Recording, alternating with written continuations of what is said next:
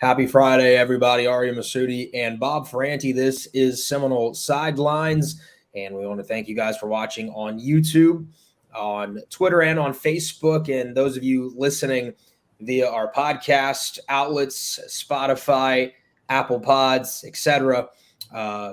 We do thank you on your drive home from work or out in the backyard with the family. And Florida State softball just falling short against the Oklahoma Sooners. We're going to touch on that as well as some baseball portal updates. Link Jarrett's been active in the transfer portal, and he has added 5 new guys that all look to make immediate impacts at positions of need for FSU. Bob, let's just get right to it. Last night, tough one for Florida State, and they fall to Oklahoma 5-0 the night before, 3-1 last night, and the season comes to an end in second place. However, 2 things that I took away from it. One, Team 40 was really special. A team that clearly played for each other, played for their community, was close. That culture is at an all-time high, at the Seminole Softball Complex. And Lonnie Alameda is just an incredible coach. Her and her staff do a great job. They did push Oklahoma. They had their opportunities and just couldn't get the job done. But 2, my other takeaway is, man, Oklahoma's really good. It's a dynasty, man. Not only is it a dynasty, it's a super team where now Patty Gasso gets to use the transfer portal. And anybody who jumps in the portal and is looking for an attractive destination, Oklahoma looks pretty good because you've got that chance to win a national title. Now it's 3 in a row. I think that's the challenge that everybody in the nation is facing. But, hats off to Florida State. Like you were saying, Ariya, the way it ended last year, the 2 losses to Mississippi State, that was a huge motivator from the start for this program. The seniors, the veterans wanted to get to Oklahoma City, wanted to accomplish a lot of goals, obviously winning in the ACC, knocking off Florida in that season series. You win the conference title, you win the conference tournament, you get through all these SEC schools in South Carolina and Georgia and, of course, Tennessee to get here. I don't think there's any shame in what Florida State did in falling short in the championship series. You run into a dynasty team, and the Seminoles were really fun to watch all along the way. I think what you see on TV, if you haven't seen them in person, they're super genuine. That's what I reflect on everybody in this program.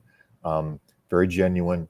There's a huge amount of gratitude for players, how far they got, the relationships they have, the friendships, the parents, talking to the parents, how much fun they've had watching their daughters in this program. They hang out together here in Oklahoma City. They've had a great time together, and it's been a fun ride for Team 40. You went out there for the championship series, Bob, and up until that point, really, Florida State had gotten through the tournament 3-0, had gotten the off days, didn't have to play back-to-back days. So they had time, I think, to be rested and be ready for an Oklahoma team.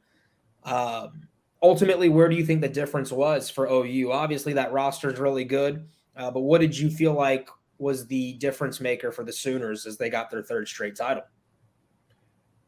We cliche it and say it's a game of inches. We use that all the time, but think back to game 1. Mac Leonard's hit down the foul line was just a little bit foul.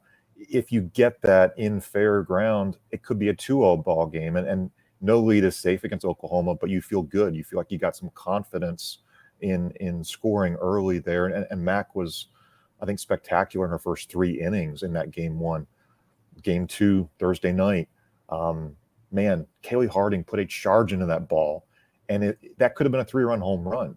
But then, Jada Coleman robs it at the wall, and the OU writers were saying this is what Jada Coleman does all year to everybody. It's their defense is really, really special, how they, patrol all that green grass out there in the outfield. So they were so close, honestly, I think, to not just being competitive, but, really putting a true scare into Oklahoma.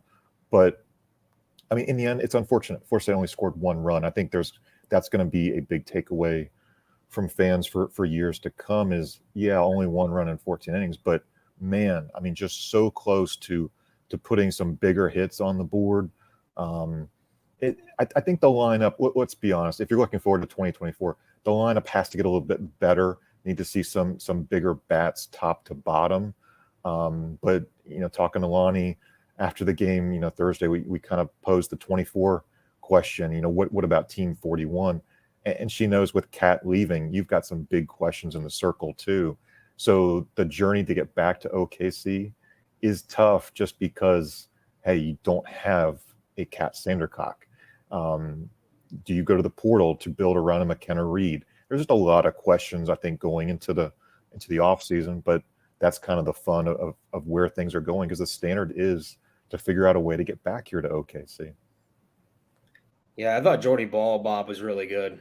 I just thought they didn't really have an answer for her specifically. Rise, drop, change. The trio it's really hard, and she tunnels the pitches so well, and it's coming from the same arm angle, and it's really hard for a good offense to pick up, and she was dominant throughout the entire postseason for Oklahoma. I thought FSU had chances against Starocco, hit the ball hard. Obviously, the robbery in center field changed the game. I thought complexion of the game altogether. And the truth is, you're not going to beat Oklahoma scoring just one run, and that's a credit to them too. Like, I think people think of the Sooners and they think juggernaut offense, and they do have that, right? And they think home runs, and that's there too. But they have some really good arms in the circle. And I thought once Ball came in, 3 innings left, 9 outs to get, I looked over. I was at Madso, which, by the way, Madison Social had a great crowd the last couple of nights. Good environment and atmospheres. They always have in Tallahassee. But looked over to my buddy and was like, I don't feel good about this. She only needs 9 outs, and we haven't looked very close against her really in 2 games. So that was tough. I thought Oklahoma, they're an annoying team, right? Like, I think that's the best word. I don't hate the antics as much as some people did. I get it. I think when you win that many games in a row, that you have to internally be able to create an edge for your team.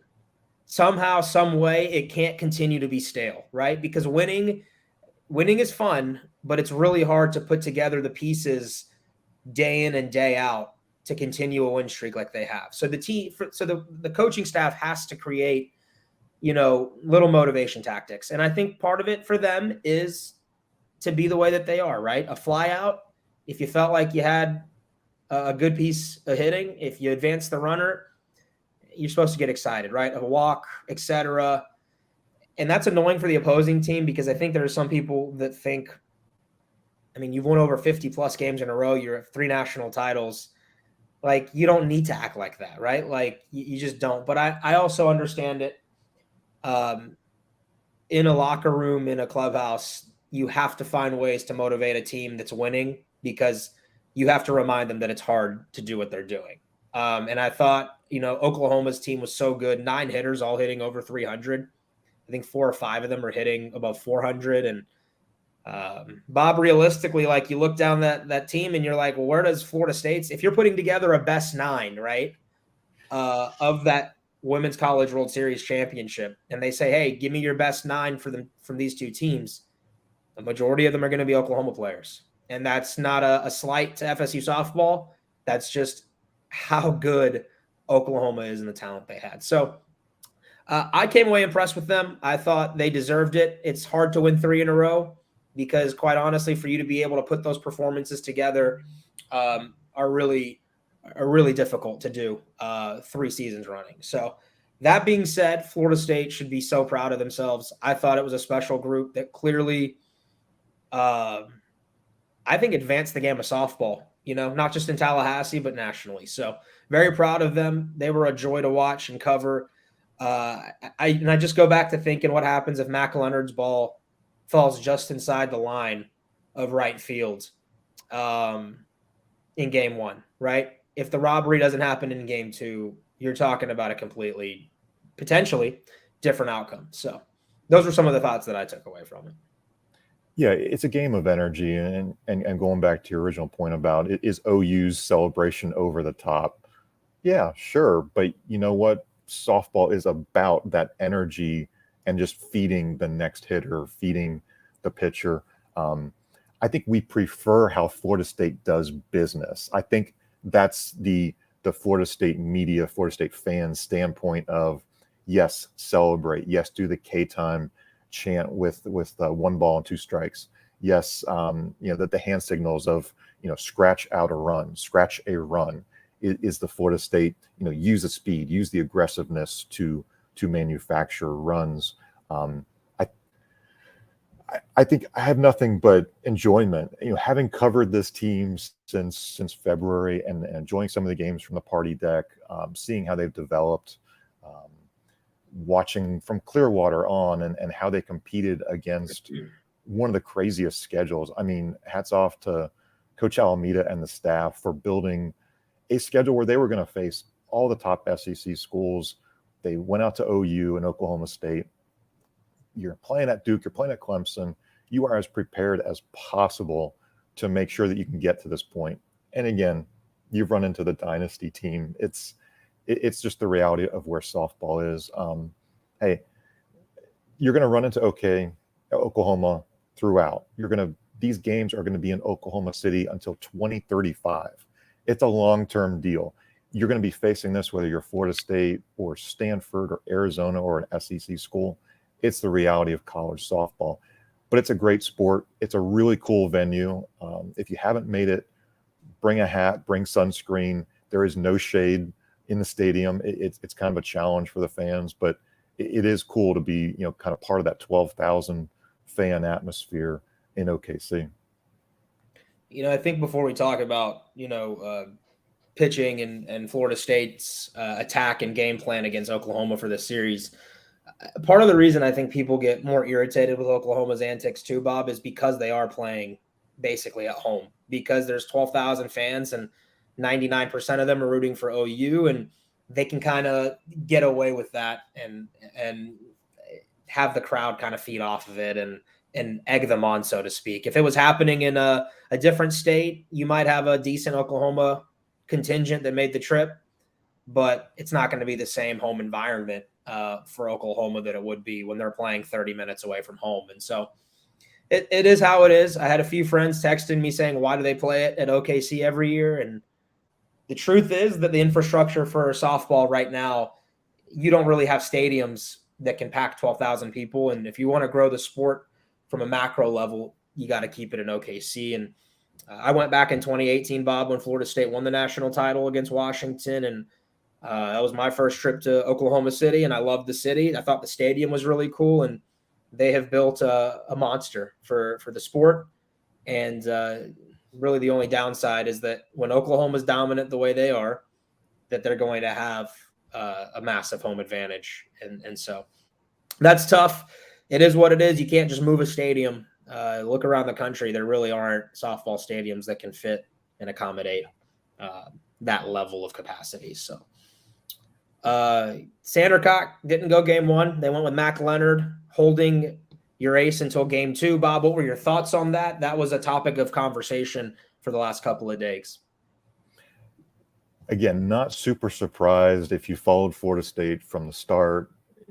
Coach Alameda is all about the pitching staff. You win games by committee. It's about being creative in getting to 21 outs. And I thought Mac pitched phenomenally well for 3 innings. It's just McKenna Reed was just not the best matchup for Oklahoma with that rise. It just didn't line up very well. Lonnie was asked, did you think about going to Cat in the 4th inning? She doesn't typically use Cat as a middle reliever. It's either starter or closer. The plan all along was to not use Cat in game one. I totally understand the rationale. I think it does make sense. I understand the debate the other way, that everyone says, well, you should go Cat game one, and then maybe you win game one and you save Cat for a game 3. It's been all about rest for Cat to get to this point. That's been the plan. It's been all about rest. And Florida State, like you said earlier, you played on alternating days by winning and winning and winning to get to the championship series. You were never facing the back-to-backs. This wasn't like, 2018 and 2021 where you're constantly battling and you're playing some double headers and the weather was a challenge. So I get it. I do get the debate, but I think the challenge moving forward is not how do you replace Kat? Again, how do you build around McKenna Reed? How do you use Allison Royalty's strengths? How do you formulate the right pitching staff to make another run out here? Those of you watching, by the way, I had someone ask me if I'm drinking a beer on this program. No, it's 12:49 on Friday. I think this is a water bottle called Path that I'm a big fan of. Really cool, refillable, alkaline, big on that these days. Looking for an NIL deal if anybody knows anyone. I'm more than interested in representing. Anyway, I don't know. I didn't have a problem with it either, Bob. I really didn't. And knowing Kocha and the way that she operates, I think her best bet was to have Kat for game 2. A place in which you had the clear pitching advantage over Storako. And game 1 against Oklahoma, you had basically everyone. So Florida State played Oklahoma earlier this season in Norman.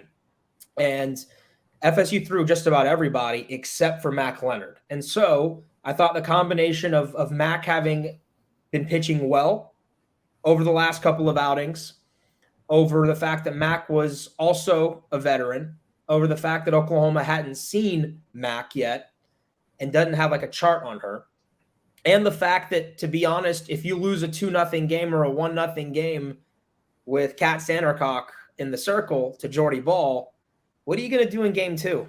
I really don't know what you're going to do. You're going to have to run Mac Leonard out game 2, and then you would have Dubois and Royalty, and the way OU hits, the way that those matchups are, it doesn't really favor you. And it didn't bother me as much. And they had Sandercock, if you remember, in the bullpen warming up when Florida State, there was an inning that Florida State had the runners on. They had 2 on, and it was still 0-0 because I thought Mac Leonard was fantastic against Oklahoma. But they had Kat warming up in case the Noles took the lead. And that would have been similar to what Jordy Ball did in game 2, which is, hey, come out there with a small lead and close this thing out. So I didn't hate it. I thought it gave you the best overall chance to win in a series format instead of if it was just a 1-game winner take all, then yeah, you're going with Kat, right? Like you have to. You're playing for the day. But if you're playing for the series and you're playing to extend, you have to have respect for your opponent. There was a few people that I had, messaging me and asking me questions, and some of my buddies at the bar were saying it's a bad message to send to your team when Kat, your ace, isn't going in game 1. And I said, that's not true. I think you're sending a message to your team that we're trying to win the series, and you have to show a little bit of respect to a team that's a dynasty, right? To a program that right now has players all over the field that are pro softball level good. Like there was a chance that there were some pro softball teams that I think would struggle against that Oklahoma squad. So I don't know. I didn't hate it. If you have thoughts, those of you watching live right now, please leave us a comment. Love to have that combo with you on it. But I didn't hate it. You win game 2, and it's a winner take all. You've got OU kind of, sweating it out a little bit. Their win streak has been snapped. They hadn't lost for a few months. I think Kocha was trying to play chess instead of checkers. And quite honestly, she put her team in a position to, I think, give OU a run for their money. In the end, hat tip to the better team. And so I didn't mind it. And yeah, so I think we've got a comment, actually. I see one pop up. Yeah, and Rob, via YouTube, the pitching was fine. Unfortunately, we scored 1 run in 14 innings. Great season, though. Go Noles. Completely agree, Rob. You can't beat exactly, and that's the bigger issue there is you're not going to beat Oklahoma scoring just 1 run, and it really doesn't matter who you put in the circle, because I thought both of your starters pitched really well, actually. I thought Mac Leonard was really good, and I thought Kat was really, really good. A couple of mistakes, and they made her pay, but Sandercock did a great job of getting out of that bases loaded jam, with no outs, and that's who you want, right? You're riding your horse, you're riding your ace in the circle there. the whole way in game 2. And I think the only thing that I would have changed, Bob, and you tell me your thoughts, I'd have let Mac Leonard run a little bit longer in game 1. I thought she was doing well enough to where you didn't, I don't know, I wouldn't have gone to McKenna Reed, but that's easy to play, Monday morning quarterback or Friday morning quarterback as we're doing this here. But I don't know. What were your thoughts on that? I thought Reed, matchup wise, just it favored OU, and they hit balls up in the zone as well as anybody, and that's kind of where Reed lives. So I don't know. Maybe Lonnie and T Will and T Cam saw something that they liked, but those are my thoughts at least. Yeah, and I think again, to your point about Lonnie playing chess, part of the chess is you need to get McKenna Reed out there on the big stage in OKC because you want her to be comfortable the next time you're out there, regional, super regional, WCWS. Again, McKenna was pitching 365 days after she pitched in an Oregon State Championship softball game. That's a huge turnaround, mentally, emotionally, for a freshman. The thing about Mac Leonard, I think you could have stuck with her a couple more hitters, see how it worked out. She's always kind of been a 1 or 2 trip through the order type of pitcher. The other factor is they've been kind of safeguarding.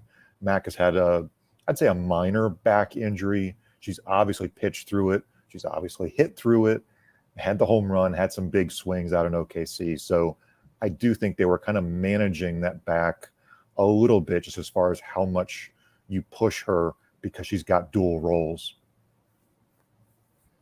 Yeah, I think overall, again, you and I don't have much of a problem with the way that they coached the World Series. And we go back to if Leonard's, foul ball is a foot or 2 to the left, how does that change the complexion of the game in the series? And if, you're not robbed in center fields, how does that change the complexion of the series in game 2? And those are if and cans and woulds and shouldas and all that stuff. And unfortunately, it just didn't go your way. And speaking of robberies, it's going to get lost, I think, in the national scheme because you were almost run ruled and it was late in the game.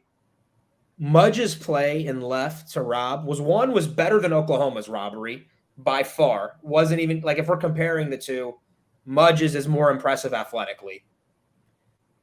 2, that's as good of a play as I've ever seen in softball, baseball. I don't care. Bat, ball, a fence involved. That's as good as I've seen. And that's a heck of a play, man. I was in awe. Yeah, from our viewpoint, we could tell she made the attempt. We could tell she was darn close. But from our angle, did she grab it? I don't think we really knew until she throws the ball back into the infield. It was a phenomenal play. And then, to see the videos, to see the photos of how far her glove had reached over the fence to grab it, it's up there. We've seen Kaylee make some really phenomenal plays. I know there was kind of the mental mistake that she had earlier in the women's CWS. And, that's happened to all the players, I think, somewhere along the line in 2023. But that's part of the cool thing of this team, I think, is we can look at just about everybody in that starting lineup and say, wow, they've made some incredible plays to get Florida State to this championship series. Mm-hmm. Kaylee's, Josie Muffley's grab, obviously, against Washington was up there with a lot of similarities to the Jesse Warren play back in 2018. So defense, in a lot of ways, got this team out to OKC. The balance. I felt like this team was as balanced as anybody in the country short of an Oklahoma. And if there was a shot to beat an Oklahoma, it was through all of the little things that Florida State does well. And they really did put a lot of that out there on the table. That play from Kaylee was phenomenal. Yeah, I think at the beginning of the year, a lot of people thought everyone's playing for second behind Oklahoma, and a lot of people thought it was UCLA, Florida State, Tennessee making an attempt, right? UCLA got shocked the way FSU did in a regional last year. That happened to them this year. And so Florida State, I thought, had a path in OKC for it to set up well for the opportunity to play Oklahoma again. And they did that. They passed the test with flying colors. And I think people are going to remember Team 40 for a long, long time, right? And you just name some players like a Mudge and Muffley and Sandercock, and I could name all of them.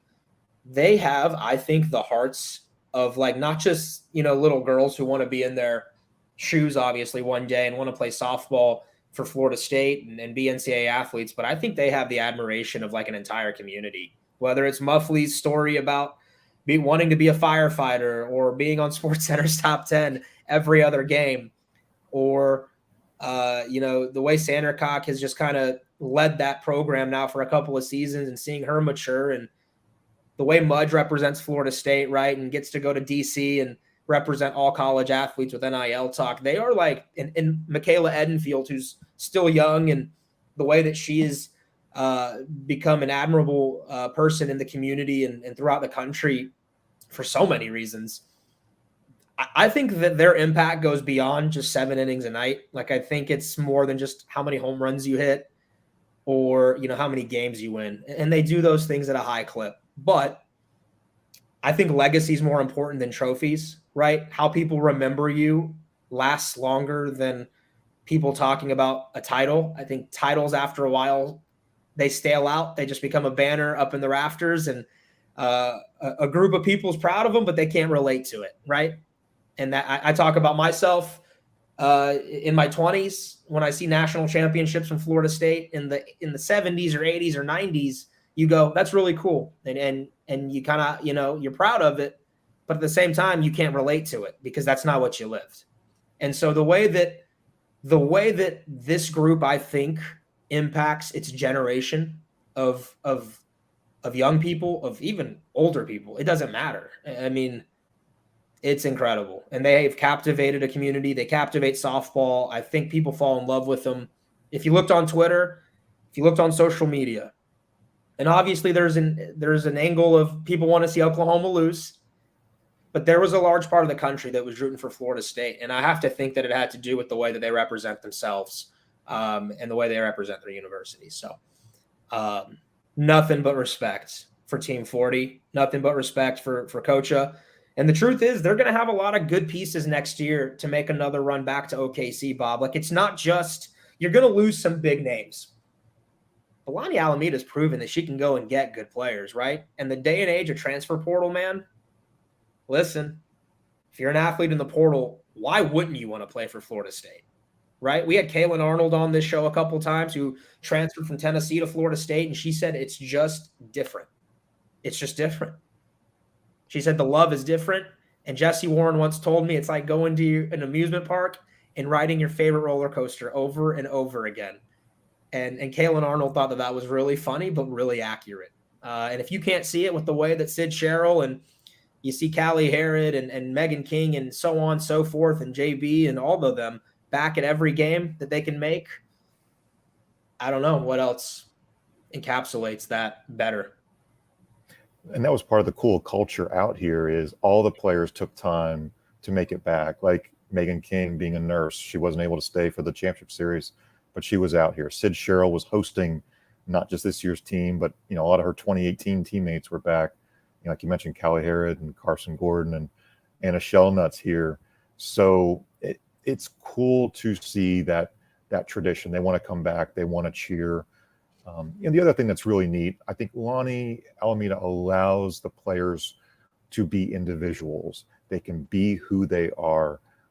Michaela mentioning, I think it was last night, she was thinking in her head, how do I become the next Anna Shellnut? And instead she was basically told, just be the Michaela Edenfield, be who you are. What's cool about Michaela, obviously, is the makeup and how she brands herself on social media. Just like you said with Kaylee Mudge, what she does with NIL. It's Josie with the firefighting and the EMT. They are allowed to be individuals away from the softball field. But I think that also makes you maybe a better softball player because you're so well-rounded. You can share life experiences. You can just build on everything and just share with your teammates. It's really cool. And I'm looking forward to 2024.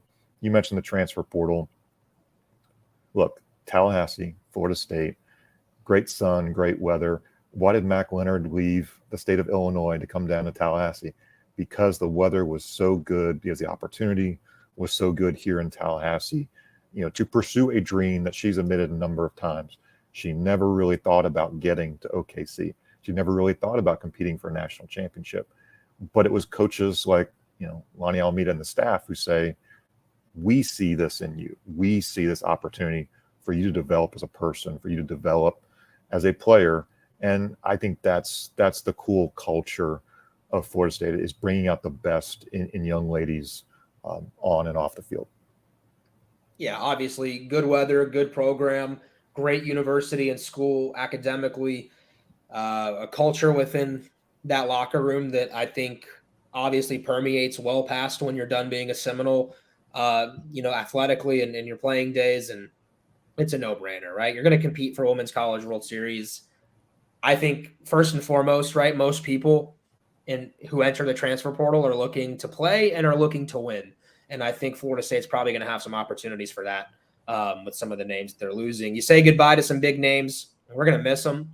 But you do get like the likes of Mudge and Flaherty and Edenfield and Janai Kerr, Harding, and the list goes on and on. I can't name every last player. The point is there's going to be some experience back that will be hungry, that I think will be a year older, a year more mature.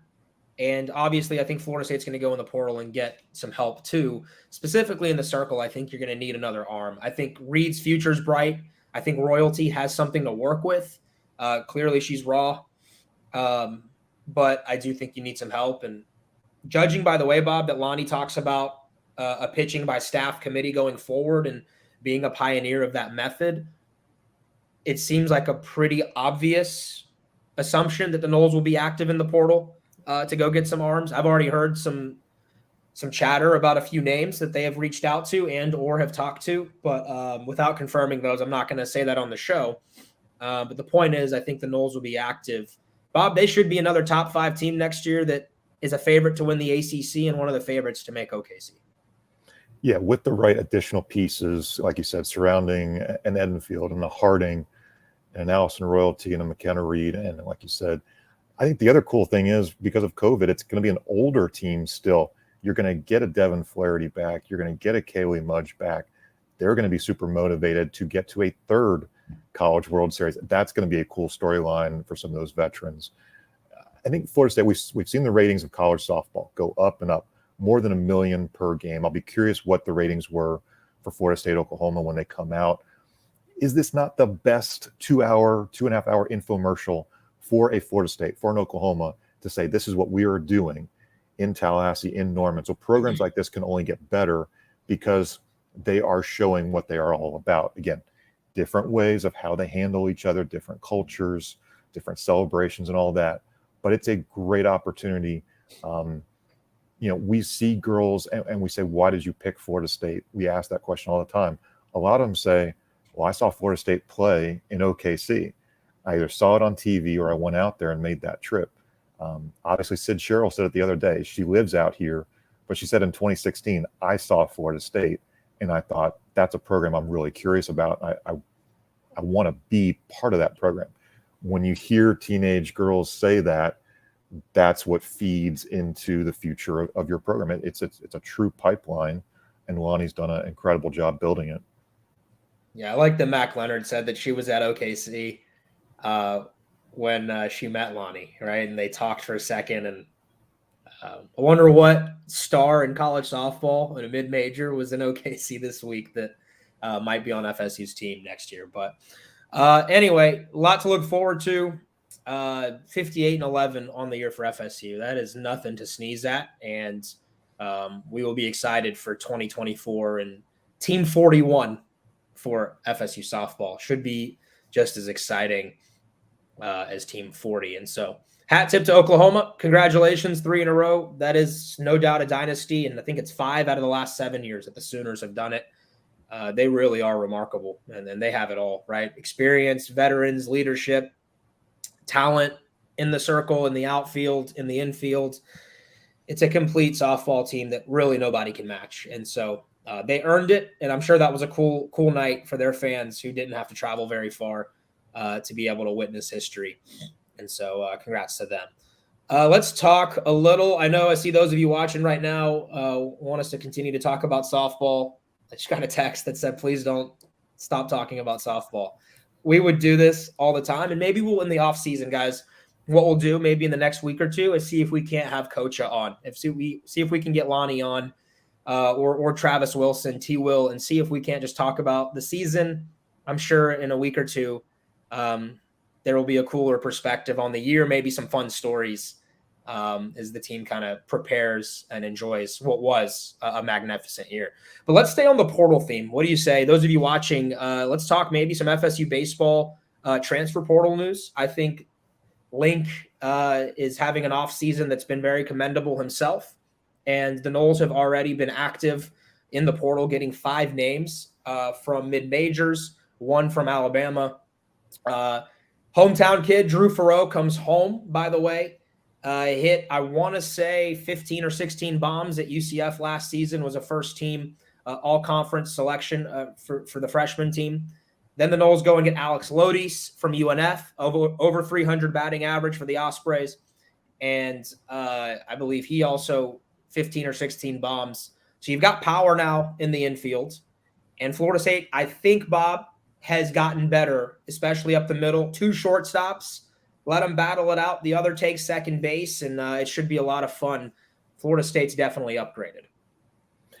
Yeah, I think there's position versatility was clearly important when Link Jarrett's looking at the options out there. I thought a cool anecdote that Adam Ferrante, Drew's dad, told Kurt Weiler for the story was Link watched every ground ball hit to Drew in the season. I mean, he really wanted to get a great understanding of who Drew is as a fielder. I don't know how this is going to play out. If Drew's going to be shortstop, if Alex is going to be second, Cam Smith, we think, is third base because he looks like the prototypical third baseman, And yeah, James Tibbs is coming back at first base. So you have an infield that, however it shakes out, looks so much better from a defensive standpoint, a lot more production in those bats too. So I think versatility, I think it was important to get these guys in here, to keep Florida guys in state, to get them to Florida State, and to have a shot to build this team. I think the next step is get to a regional. Is getting farther than that possible? Yeah, we'll see. It all depends on matchups. But I think Florida State had to be better as a fielding team, had to get some pitchers too. And I know we'll talk about those guys, but these are some significant upgrades, I think, reasons for a lot of optimism going into 2024. Yeah, and you needed to upgrade that infield, and you got power now there. 2 guys that are young. They were both freshmen, and so you'll have them for a couple of seasons each. I'm excited about Lodis and Ferrante. We'll see what they do. Obviously, Drew's dad played at Florida State.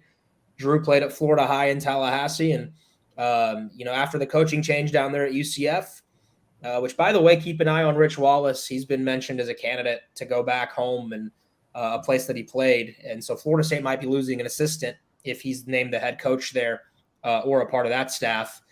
So we'll monitor that. But Ferrante comes home. Lodis, obviously, we talk about him, and he played well against Florida State. Cam Leiter and Grant Marlowe, also from UCF. The Noles have really rated the Knights for some of their best players. You should be excited about Leiter, especially, right? The nephew of MLB great Al Leiter. You guys might remember Jack Leiter from Vandy a few years back, Al's son. They're cousins. And Cam throws up to 96, 97. Like, he's got a fastball that gets up there, very similar to Jackson Baumeister. And I got to give a shout out to our friend, Brett Nevitt, who does a great job covering the program, but he's got videos up. And you really see what makes Leiter special. Has 3 or 4 pitches that he can mix in there as well. Fastball jumps, and I believe he's going to be a weekend rotation guy for Florida State. I think that was probably a part of the conversation for him to commit and come play at FSU. I believe that he was highly sought after, and Cam Leiter will be a big part. And so that's also insurance, Bob. If J-Bomb decides to go pro when the draft happens here later this summer, you kind of have an insurance policy there who has some experience at the college level. So that's a big deal there as well. And Grant Marlowe, lefty, throws a lot of changeups, and the Noles kind of needed a lefty that had some pitchability to him. And I thought Marlowe was a good ad there as well. Yeah, Marlowe's a guy who obviously pitched really well in that midweek against Florida State. I think he went like 7 innings or so. And so, I mean, that sticks with you. Florida State capitalizing on that coaching change when Greg Lovelady was out at UCF. And I think a lot of these guys are friends. It was, you don't want to say it's a package deal, but friendships are built at the college level, and guys want to continue at Florida State. Seminoles got better with these pitching arms. I'll be curious what Jackson Baumeister does. He's got about a month before the MLB draft. Obviously, 20 rounds, signability is the question. If he gets drafted, it's because a team met his number, whatever he was looking for. But I think when you saw what Jackson did, he showed that throughout the year he got a little bit better and better later on in the season. So there's an argument to be made. Come back for one more year. I know talking to Colton Vincent right after the season, I said, who was the one pitcher that you saw the most growth, the most progress from say fall ball through the year? And he thought Jackson was that guy. Just he built on that fall and mixing those 4 pitches really well. So I know, the ERA for Jackson isn't where you would want it to be, and it wasn't the season that Florida State wanted. But getting a guy like Jackson back, just that kind of power right-handed arm, that guy who can be in the rotation with a Cam Leiter with some other guys, you've got to keep a lot of those building blocks for next season. Yeah, Max Williams, another guy, Bob, that they get from Alabama, a kid from the Jacksonville area. I want to say Fleming Island, and limited sample size at Bama. I think only about 25 at bats, but I think he had 7 or 8 hits. And so clearly productive, got on base, and is an athletic outfielder for Florida State. I think he was a top 100 kid at a high school, a top 100 recruit. And so good player. Alabama's in the super regionals right now. Going to take on Wake Forest. And so Bama's had a heck of a year. They've had an eye for talent. And so I think it's a good ad for FSU, who needs outfield help to get a little more athletic out there like Link has wanted. And so the Noles aren't done. They've got some more portal movement. I think the next 2 weeks will be really important for FSU as guys become available. And I think you need some more arms to be able to add to the staff right now. Would be nice to get a bullpen arm back into the bullpen arm, and maybe another starter if you can, that can come in and be a guy that challenges or just takes a weekend rotation spot. So a lot to look forward to. Yeah, I think that the portal is going to be you're going to catch it in waves. You almost have to surf it as a coach. You got that first wave with the initial group that went in, guys on teams that maybe aren't playing in the postseason, like a UCF, UNF. We'll see another wave, as these supers wrap up after Omaha. So we knew Link Jarrett was going to be very active in the portal. I think this is just the start. What, 5 guys? Do we think they could easily go 10 or 12 transfers? I mean, I think we're going to see a pretty significant roster turnover here. Yeah, we'll see if we can get Brett on the show here in a couple of weeks, maybe talk some more about some baseball and have a specific show dedicated to what the Noles are doing in the portal and how they're getting better. And maybe we can grab Link as well throughout the summer and kind of talk with Florida State's head coach. But pretty good, pretty good show. I thought we touched on a lot of things. Again, congrats to Oklahoma. Congrats to Team 40 for Florida State on a heck of a season. And we look forward to it. Bob, Monday, we'll be back with another show, 12:30, right back here on YouTube, on Facebook, and on Twitter live. You can watch that show, get involved, ask questions, make comments. And then if you want to listen to these as a podcast on demand, we are on Apple, on Spotify. Please give us 5 stars. Please subscribe to our YouTube channel. Getting up a lot of good stuff there. Had an interview with Sydney Sherrill you did out in Oklahoma. We've got recruiting coverage right now. Camps going on, mega camp, and so on and so forth. Newcomer interviews for Florida State football. Have been able to talk to Destin Hill, Keon Coleman, and next week we'll have another 8 or so that we're talking to, freshmen and transfers that are coming to Tallahassee and trickling into Mike Norvell's program. If you like what we do, we'd appreciate if you subscribe to the site, floridastate.rivals.com, theosceola.com, annual subscription, monthly subscription. Our coverage is even better on the website. And we're hard at work right now making sure we bring you the best Seminole news on the market. Bob, any final comments before we say so long for the weekend? Yeah, check the site for all the recruiting coverage over the weekend. I'll have some more softball stories from OKC. My flight doesn't leave until Saturday at 10. So, might check out a museum, but I've got a couple stories I'd like to share with y'all. It's been a fun time covering this team, and, want to share a few more things before the plane takes the air. Yeah, man, you go out there and enjoy it. OKC is a great town. If you haven't had Cattleman's yet, maybe go and get yourself a steak. It is good eats out in OKC, and they do barbecue well. So if you want that before you leave, I would highly recommend. But appreciate your coverage, Bob. Thanks for going out there. I know Seminole fans appreciate it as well. And safe travels home. Thank you. See you soon. All right. For Bob Ferrante, I'm Ariya Massoudi. And until we talk to you again, have a great weekend and go Noles. This has been Seminole Sidelines.